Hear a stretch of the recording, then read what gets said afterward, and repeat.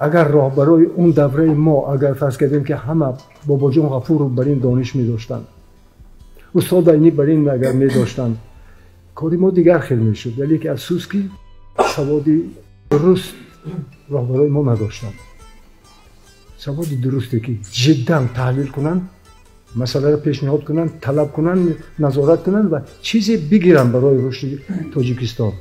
نتوانستن اینا کردن به سبب کمی دانش سیاسی، دانش تاریخی، دانش فرهنگی، دانش مردم شناختن، مردم شناسی هم شما درست نبود. از سرچشمه خانم براره نمونه.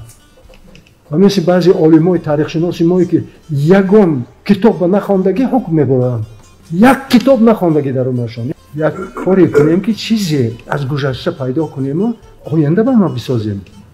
نمیشه این خیلی یکی به هر کس تقلید کردن و چیزهای نابسامان و پادر هوا گفتن عیب از برای ملت.